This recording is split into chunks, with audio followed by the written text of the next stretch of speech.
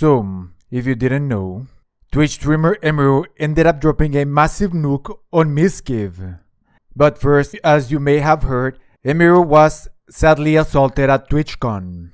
Well, she ended up responding and pretty much claiming that Twitch seemed to have been more worried about being sued by the guy, by the assaulter.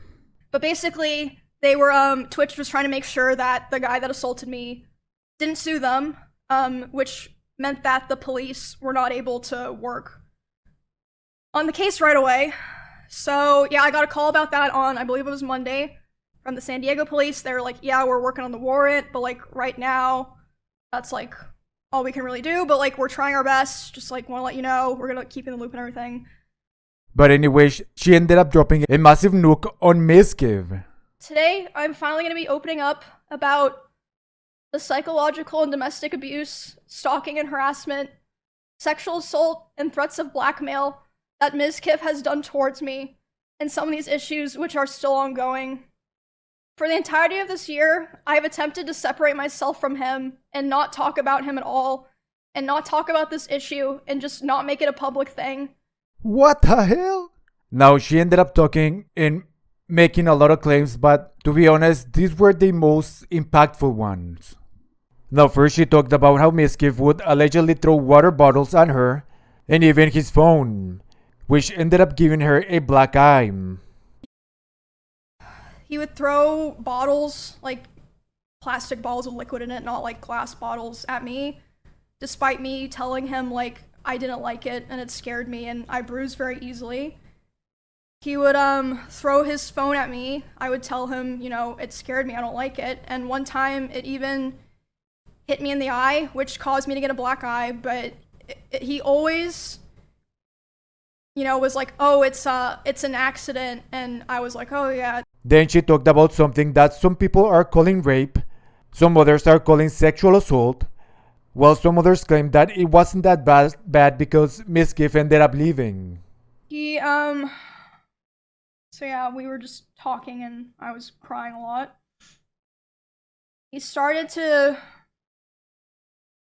try to comfort me by hugging me while I was sitting on the couch and holding me really close to him.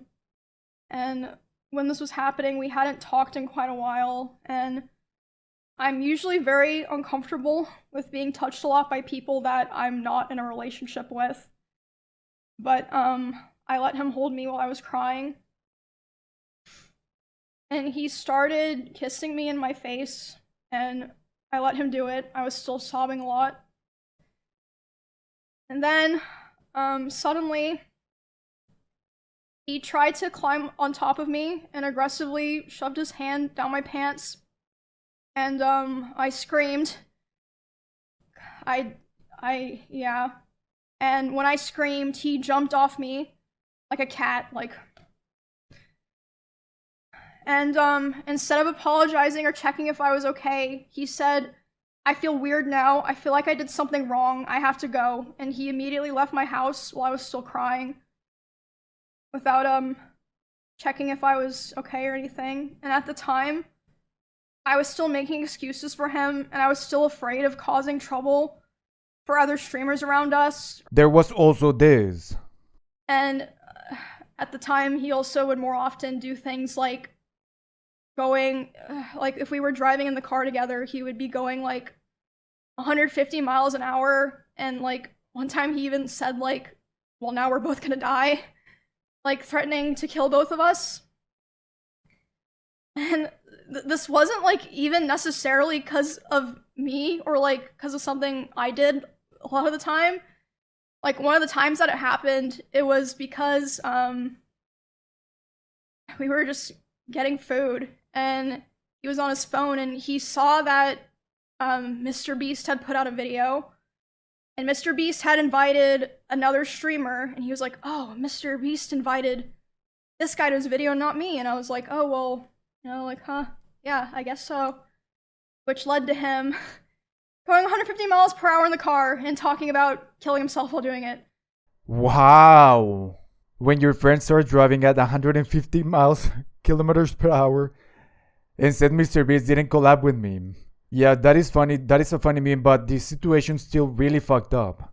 I heard from my friends, other streamers, and my employees that he had cooked up a plot that if I ever tried to talk about him, like about the abuse or anything else, he would try to go live and say that I killed my rabbits. And I was told that he approached several streamers who were around us a lot when we lived together and asked if they would basically back him up, and they refused. Obviously, they're not insane. And even something happened this weekend at TwitchCon.